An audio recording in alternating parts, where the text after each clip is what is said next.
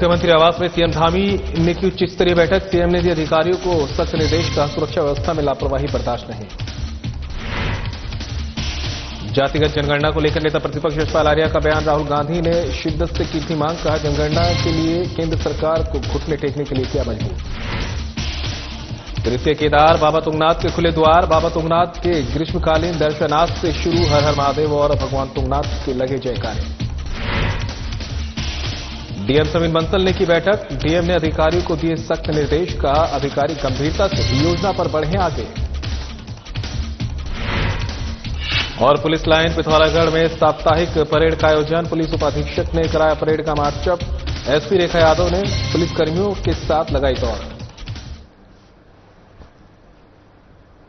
नमस्कार, उत्तराखंड की खबरें लेकर मैं हूं आपके साथ संदीप निरंजन सरकार। और खबर का रुख कर लेते हैं, जहां पर जातिगत जनगणना को लेकर नेता प्रतिपक्ष यशपाल आर्या का बयान सामने आया है। जातिगत जनगणना की घोषणा सामाजिक न्याय आंदोलन की एक ऐतिहासिक जीत, कहना यशपाल आर्या का। सर्वेक्षण सामाजिक और आर्थिक असमानताओं को समझने और नीतियां बनाने में महत्वपूर्ण भूमिका निभाएगी। जातिगत जनगणना। राहुल गांधी ने शिद्दत से की थी जातिगत जनगणना की मांग। जातिगत जनगणना के लिए केंद्र सरकार को घुटने टेकने के लिए किया मजबूर। सामाजिक न्याय के लिए जातिगत जनगणना होना जरूरी। सरकार के इस फैसले का कांग्रेस पार्टी करती है पूरा समर्थन। सरकार जल्द से जल्द जातीय जनगणना के लिए करे बजट आवंटित। यशपाल आर्या ने किए केंद्र सरकार से सवाल। जातिगत जनगणना का काम कब से शुरू होगा और कब तक होगा पूरा? क्या पूरी जातिवार जनगणना होगी या सिर्फ एससी, एसटी और ओबीसी की? क्या सरकार संविधान की नवी सूची में संशोधन कर आरक्षण की 50% की लिमिट को करेगी खत्म? केंद्र सरकार को देना होगा इसका जवाब।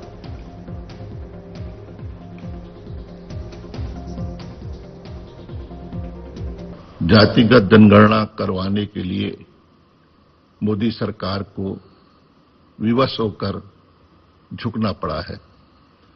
जातिगत जनगणना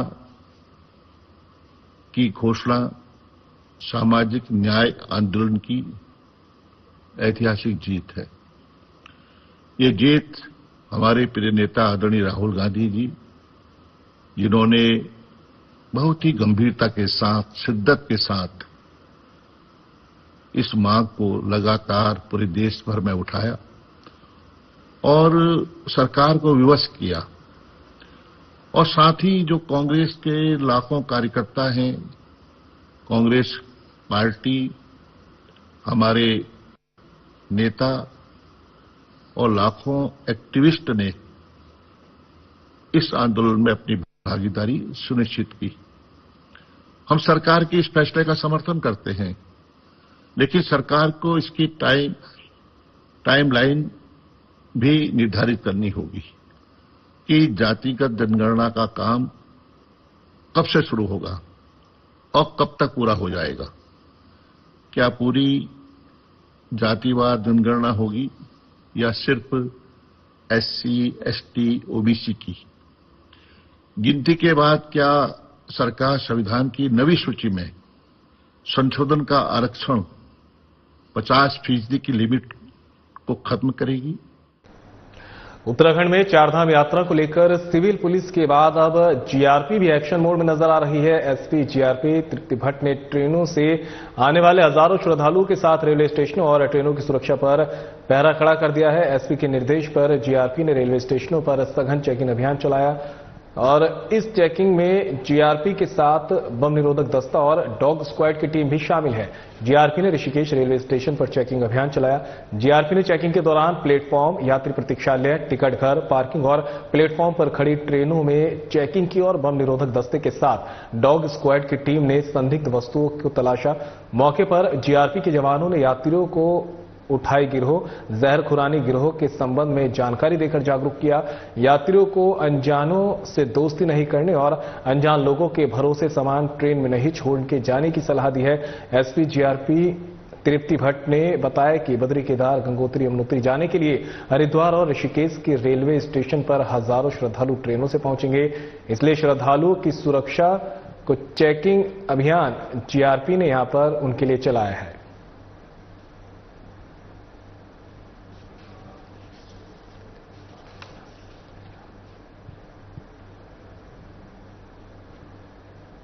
वहीं तृतीय केदार बाबा तुंगनाथ के खुले कपाट, ये खबर आप तक पहुंचा रहे हैं। तृतीय केदार बाबा तुंगनाथ के खुले द्वार। बाबा तुंगनाथ के ग्रीष्मकालीन दर्शन आज से शुरू। हर हर महादेव और भगवान तुंगनाथ के लगे जयकारे। सैकड़ों भक्तों के जयकारों से बाबा का दरबार हुआ गुंजायमान। फूलों से सजाया गया तुंगनाथ मंदिर। भगवान तुंगनाथ की उत्सव डोली चोपता से पहुंची तुंगनाथ। कपाट खुलने के अवसर पर 500 से अधिक श्रद्धालु रहे मौजूद। वैदिक मंत्रोच्चार के साथ खोले गए बाबा तुंगनाथ के कपाट। विधि विधान के साथ हुई पूजा अर्चना। भगवान तुंगनाथ के स्वयंभू शिवलिंग को समाधि रूप से दिया गया श्रृंगार रूप। बीकेटीसी के मुख्य कार्यकारी अधिकारी विजय प्रसाद थपलियाल ने श्रद्धालुओं को कपाट खुलने की दी बधाई।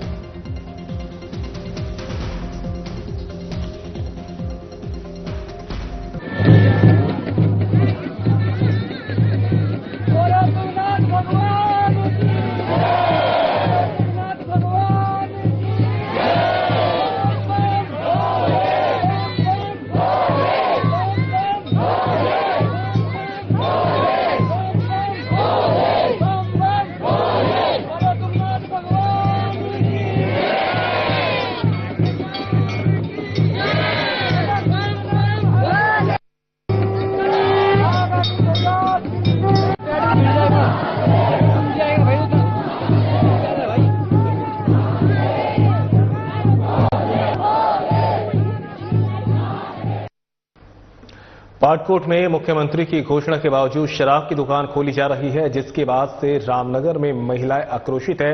महिलाओं का आरोप है कि जो हमारी बुनियादी जरूरतें हैं वो पूरी नहीं हो सकी है, लेकिन सरकार द्वारा शराब की दुकानें खोली जा रही है। इसी क्रम में महिलाओं ने महिला एकता मंच के साथ मिलकर उप जिलाधिकारी के कार्यालय के बाहर विरोध प्रदर्शन किया और अपनी मांगों को पूरा करने की अपील की। इस दौरान महिलाओं ने कहा कि शराब की दुकान पटकोट में निरस्त करने की मांग को लेकर 2 महीने से लगातार विरोध किया जा रहा है, लेकिन सरकार कोई कदम नहीं उठा रही। प्रदर्शनकारियों ने शराब की दुकानें बंद करो, हमारा समाज सुरक्षित रखो और नशा मुक्त क्षेत्र बनाओ जैसे नारे लगाए। साथ ही बैनर और तख्तियां लेकर शराब के खिलाफ मोर्चा खोला है। महिलाओं का आरोप है कि जनता को इलाज की जगह नशा दिया जा रहा है, जिसे स्वीकार नहीं किया जा सकता।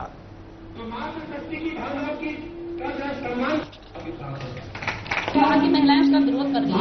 वो चाहती है कि चौराहे की दुकान खुली है, तो वो कह रही है कि चौराहे पे बच्चों का स्कूल जाना है, वहाँ पर कन्या पाठशाला है और वहाँ पर आएगी।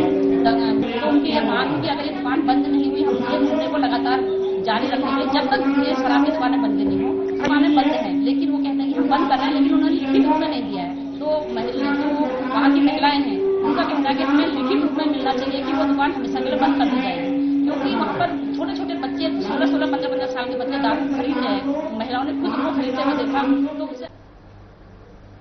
पुलिस लाइन पिथौरागढ़ में साप्ताहिक परेड का आयोजन किया गया। पुलिसकर्मियों के शारीरिक स्वास्थ्य और मानसिक स्फूर्ति पर पिथौरागढ़ पुलिस द्वारा विशेष जोर दिया गया। इस दौरान पुलिस उपाधीक्षक गोविंद बल्लभ जोशी द्वारा परेड मार्चअप कराई गई। एसपी रेखा यादव परेड में पुलिसकर्मियों के साथ दौड़ लगाने पहुंची। परेड में सभी पुलिसकर्मियों ने भाग लेते हुए अनुशासन और एकता का उत्तम उदाहरण प्रस्तुत किया। इस साप्ताहिक परेड का उद्देश्य न केवल पुलिसकर्मियों की शारीरिक तंदुरुस्ती को बनाए रखना है, बल्कि मानसिक स्फूर्ति और टीम भावना को भी बढ़ावा देना है। एसपी रेखा यादव ने कहा कि नियमित रूप से परेड में भाग लेने से पुलिसकर्मियों में आत्मविश्वास, सहनशक्ति और शारीरिक क्षमता में वृद्धि होती है। साथ ही ये मानसिक तनाव को कम करने और एकाग्रता को बेहतर बनाने में भी सहायक है। परेड में कोतवाली पिथौरागढ़, थाना जाजरदेवल, थाना झूलाघाट आदि पुलिस कार्यालय के अधिकारियों और कर्मचारियों ने प्रतिभाग किया।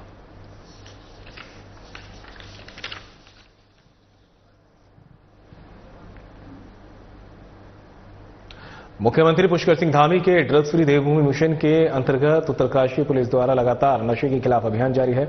वहीं नशा मुक्त अभियान के तहत जनपद पुलिस द्वारा अवैध कारोबार, नशीले पदार्थों का जड़ से खात्मा करने के लगातार प्रयास किए जा रहे हैं। प्रभारी निरीक्षक एसओजी प्रमोद उनियाल के नेतृत्व में एसओजी और पुराला पुलिस की संयुक्त टीम ने कफनौल क्षेत्रांतर्गत गैर कफनौल और दारसो गांव की बागी नाम की तोक में स्थित बगीचों में छापेमारी की। पुलिस टीम ने छापेमारी के दौरान करीब 1 हेक्टेयर भूभाग पर पैदा की गई प्रतिबंधित अफीम की खेती को नष्ट किया। पुलिस टीम द्वारा इस संबंध में जांच की जा रही है। पुलिस टीम का युवाओं में नशे का जहर घोलने वालों के खिलाफ अभियान आगे भी जारी रहेगा।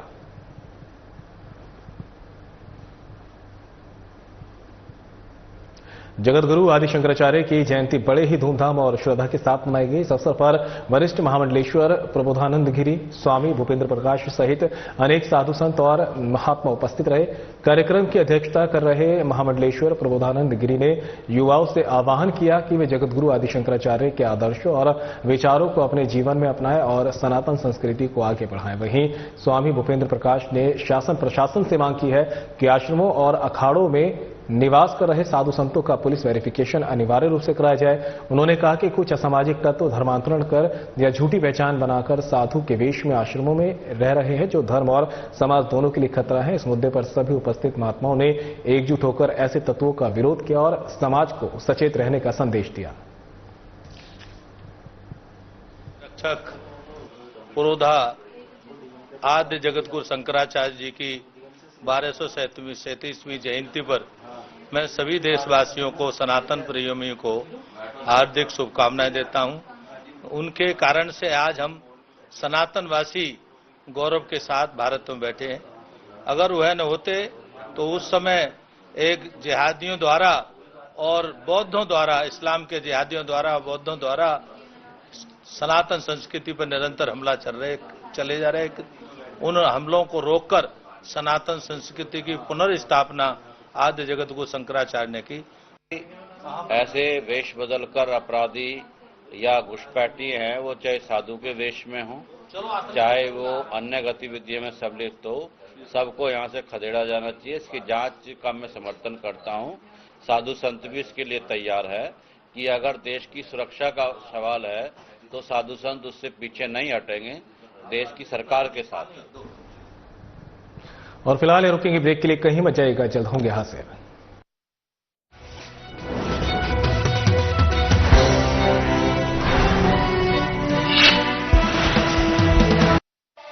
क्या आप इस खूबसूरत से देहरादून में अपना एक प्यारा सा आशियाना चाहेंगे? वेल, MDDA लाए हैं देहरादून के प्रीमियम लोकेशन पर ISBT housing scheme, an upcoming modern society. एक परफेक्ट रेजिडेंशियल लोकेशन क्या होती है, जहां से bus station, market, schools, airport सब नजदीक हो। और ऐसी ही प्रीमियम लोकेशन पर है ISBT हाउसिंग स्कीम, जो कि है हरिद्वार बाईपास रोड पर। This is a 3 BHK and this is GST free. Let's take a quick flat tour.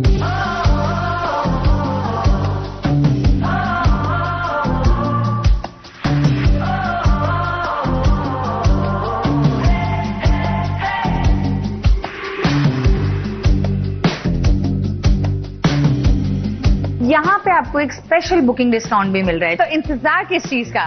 MDDA की ISBT housing scheme is calling for you.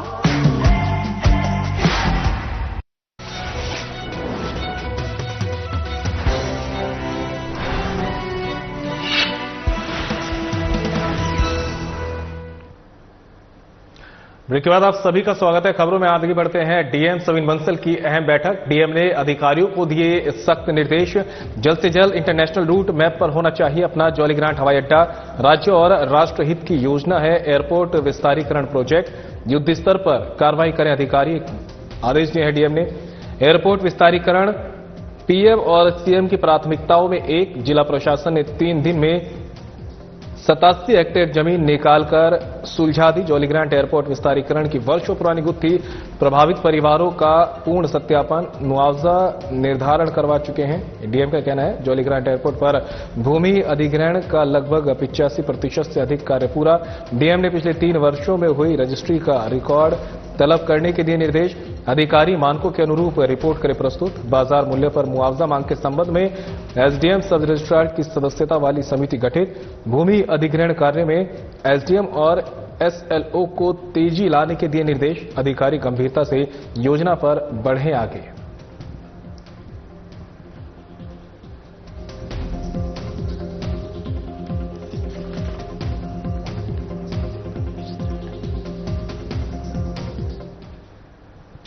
मुख्यमंत्री आवास में सीएम पुष्कर सिंह धामी की उच्च स्तरीय बैठक।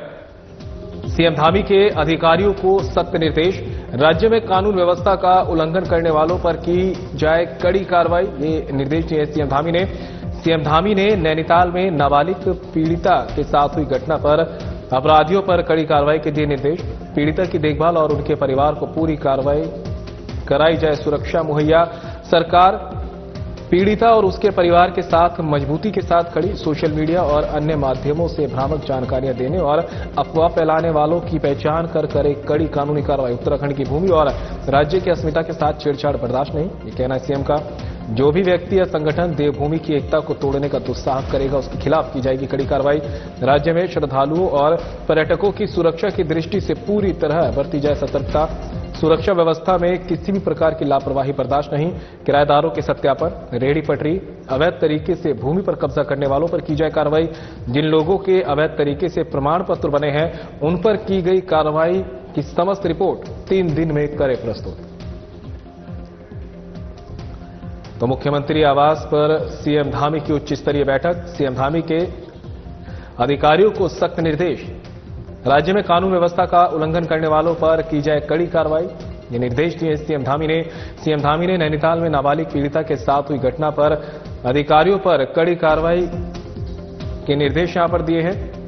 पीड़िता की देखभाल और उनके परिवार को पूरी कराई जाए सुरक्षा मुहैया। सरकार पीड़िता और उसके परिवार के साथ मजबूती के साथ खड़ी है। सोशल मीडिया और अन्य माध्यमों से भ्रामक जानकारियां देने और अफवाह फैलाने वालों की पहचान कर कड़ी कानूनी कार्रवाई की जाए। उत्तराखंड की भूमि और राज्य की अस्मिता के साथ छेड़छाड़ बर्दाश्त नहीं, ये कहना है सीएम धामी का। जो भी व्यक्ति या संगठन देवभूमि की एकता को तोड़ने का दुस्साहस करेगा उसके खिलाफ की जाएगी कड़ी कार्रवाई। राज्य में श्रद्धालु और पर्यटकों की सुरक्षा की दृष्टि से पूरी तरह बरती जाए सतर्कता। सुरक्षा व्यवस्था में किसी भी प्रकार की लापरवाही बर्दाश्त नहीं।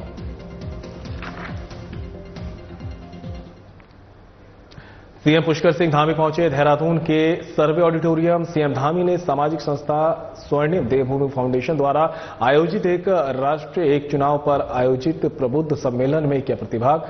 कार्यक्रम में प्रदेश अध्यक्ष महेंद्र भट्ट भी है उपस्थित। आइए अब आपको सीधा लिए चलते हैं देहरादून के सर्वे ऑडिटोरियम हाथीबड़ कला, जहां प्रदेश अध्यक्ष महेंद्र भट्ट और सीएम पुष्कर सिंह धामी प्रबुद्ध नागरिक सम्मेलन में उपस्थित प्रबुद्ध जनों को संबोधित कर रहे हैं।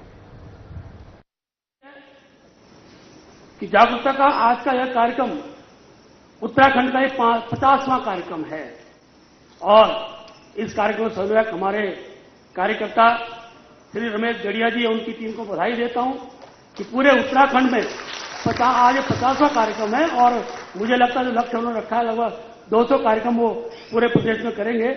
इस जागरण कार्यक्रम में उनका बहुत बड़ा सहयोग है। प्रधानमंत्री मोदी जी के विकसित भारत निर्माण के लिए का एक राष्ट्र एक चुनाव भी एक बहुत बड़ा केंद्र बनेगा और ये भी एक सार्थक भूमिका इस रूप में निभाएगा, ऐसा हमको पूरा विश्वास है।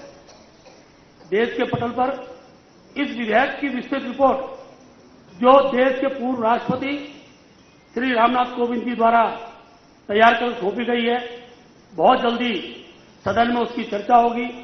सदन के दोनों सदन उसको पारित करेंगे, लेकिन पूरे देश के अंदर इसके जागरण का अभियान हो, जनता के बीच से इसके अभियान की सार्थकता की पहल हो, इस विषय को लेकर ये पूरे देश के अंदर कार्यक्रम चल रहा है। ये विधेयक देश के भले के लिए है और इसे वे लोग भी जानते हैं जिन्होंने 1967 तक इसको अपनाया, लेकिन आज केवल राजनीतिक कारणों से इसका विरोध कर रहे हैं।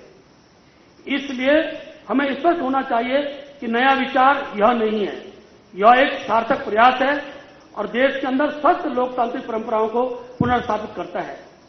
साथियों, सरल शब्दों में कहूं तो देश के अंदर लोकसभा और विधानसभा का चुनाव एक साथ हो, इसका प्रमुख उद्देश्य है। इस विधेयक पर अनेकों सवाल खड़े किए जा सकते हैं, अनेकों लोग बोलते हैं, इसकी सब पूरे देश में चर्चा हो रही है कि देश के अंदर एक साथ चुनाव होने से जो सरकारें बीच में टूट जाती है, उसका क्या कारण? कि सारे उत्तर सब सारे साक्ष्यों के आधार पर सदन के पटल पर जब ये विषय रखा गया होगा, मुझे अच्छी सब चर्चाएं सब जगह हुई हैं और एक व्यापक सार्थकता के रूप में देश के अंदर का उद्देश्य सामने आएगा। देश के अंदर राष्ट्रीय स्थिरता को पैदा करने वाले ही स्थिरता लाने वाले इस विधेयक का विरोध कर रहे हैं। मैं जानता हूं कि देश के अंदर 1967 से पहले ये प्रणाली थी, लेकिन लगातार सरकारें भंग कर देश को एक प्रकार से राजनीतिक जिस दृश्य की ओर पहुंचा दिया है, उसको सार्थक उसके ठीक तरीके से उसका क्रियान्वयन पुनः देश के अंदर समान चुनाव जिसके भाव रहता है। हर 6 माह में आचार संहिता से सारे विकास कार्य अवरुद्ध होते हैं। सरकारी मशीनरी का बार बार चुनाव में व्यस्त होना चुनाव में बड़ी आर्थिक व्यय की स्थिति को बनाता है। 2024 लोकसभा चुनाव में 1 लाख करोड़ से अधिक का खर्च हुआ है। हम सब लोग जानते हैं, अगर देश के अंदर चुनाव एक साथ हो, एक समय हो, तो निश्चित रूप से हजारों करोड़ों रुपए का जो राजस्व क्षति है वो बच सकती है और देश की सकल घरेलू उत्पाद में भी इसमें वृद्धि होगी। केवल आर्थिक क्षति ही नहीं, अभी तो बार बार चुनाव के कारण शैक्षणिक गतिविधियां, प्रशासनिक गतिविधियां और विकास के अवरोधित होती है। मैं यह कह सकता हूं कि यह विधेयक विकास की गति के स्पीड ब्रेकरों को सदैव के लिए खत्म करने वाला, नष्ट करने वाला विधेयक होगा। इस विधेयक के पारण के बाद लोकतंत्र में मताधिकार बढ़ेगा। बार बार चुनाव से मतदान करने वालों में एक प्रकार निराशा आती है और मतदान प्रतिशत भी गिरता है। अभियान जिसमें अभी आदरणीय सुनील जी का हम सबको उनका उद्बोधन प्राप्त हुआ और बहुत सारी जानकारियां वन नेशन वन इलेक्शन के बारे में हम सबको प्राप्त हुई। निश्चित रूप से मैं तो बहुत दिनों से आदरणीय सुनील जी से पिछले लगभग 4 वर्षों से लगातार कह रहा था कि आप किसी कार्यक्रम में आइए, हमारे यहाँ किसी कार्यक्रम में आइए, कोई संगठन के कार्यक्रम में आइए। लेकिन ये शुभ अवसर प्राप्त हुआ। वन नेशन वन इलेक्शन के पूरे देश के अंदर आपका प्रवास हुआ है। पूरे देश के अंदर ऐसे अनेक अनेक स्थानों पर प्रबुद्ध वर्गों के सम्मेलन हुए हैं, अनेक सम्मेलन आयोजित हुए हैं। आप देवभूमि उत्तराखंड पधारे। मैं उत्तराखंड के सभी उत्तराखंड वासियों की ओर से आपका स्वागत करता हूं, आपका अभिनंदन करता हूं। भाइयों बहनों, प्रधानमंत्री श्री नरेंद्र मोदी जी के लगभग 11 वर्षों का कार्यकाल पूरा हो रहा है और ये 11 वर्षों का कार्यकाल अनेक उपलब्धियों से भरा हुआ रहा है। एक से एक ऐतिहासिक निर्णय हुए हैं और देश में विकास और आर्थिक प्रगति के भी नए कीर्तिमान देश के अंदर स्थापित हुए हैं और भारत के लोकतंत्र को मजबूती मिली है। देश आगे बढ़ा है। हमारी अर्थव्यवस्था भी जहां 11वें नंबर की अर्थव्यवस्था होती थी, आज हमारे देश की अर्थव्यवस्था 5वें नंबर की हो गई है। और आदरणीय सुनील जी ने जैसा कहा कि प्रधानमंत्री जी का संकल्प है कि हमारा देश दुनिया की तीसरी सबसे बड़ी अर्थव्यवस्था बनने जा रहा है। देश के अंदर चाहे जीएसटी लागू करना हो, 3 तलाक का खात्मा करना हो, कश्मीर से धारा 370 समाप्त करना हो, सीए एनआरसी का कानून बनाना हो, नारी शक्ति बंधन अधिनियम पारित करना हो, भारतीय न्याय संहिता हो, भारतीय नागरिक सुरक्षा संहिता हो, भारतीय साक्ष्य अधिनियम लागू करना हो या देवभूमि उत्तराखंड से सबके लिए एक समान कानून लागू करना हो। उसकी जो ऐतिहासिक निर्णय प्रधानमंत्री जी के कार्यकाल में हुए हैं, सच में ये भारत को एक नई दिशा देने वाले सभी निर्णय हैं।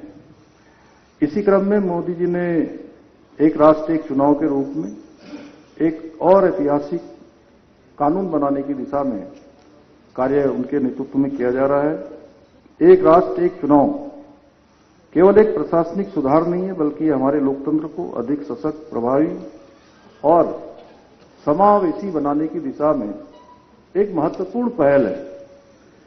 और भारत जैसे लोकतांत्रिक देश में चुनाव लोकतंत्र का पर्व होते हैं और इसको हम सब लोग जो चुनाव प्रक्रिया में भाग लेते हैं वो भली भांति समझते हैं कि किस प्रकार से एक पर्व के रूप में मनाए जाते हैं। लेकिन जब प्रत्येक वर्ष कभी इस राज्य में कभी उस राज्य में बार बार चुनाव होते हैं तो हमारे लिए भी ये प्रक्रिया एक बड़ा बोझ बन जाती है। और सच में जैसा आदरणीय सुनील जी ने अभी कहा कि महाराष्ट्र में 300 से अधिक दिनों तक, और यहां भी हमको अभी हम लोगों ने जनवरी माह में निकाय के चुनाव में गए हम, उसके बाद सहकारिता का चुनाव आने वाला था, कुछ दिनों के लिए वो टल गया और अब हम त्रिस्तरीय पंचायत चुनाव में जाने वाले हैं। पिछले वर्ष हम लोकसभा के चुनाव में थे। तो हर बार किसी न किसी चुनाव में हमको भाग लेना पड़ता है। इतनी प्रक्रिया बाधित होती है। व्यवहारिक रूप से मैं बता रहा हूं, राज्य के मुख्य सेवक होने के नाते ये मशीनरी पूरी तरह से बाधित हो जाती है। बार बार आचार संहिता लगती है, बार बार सारे काम ठप पड़ जाते हैं। चलिए फिलहाल इस बुलेटिन में मेरे साथ इतना ही। दीजिए इजाजत। नमस्कार।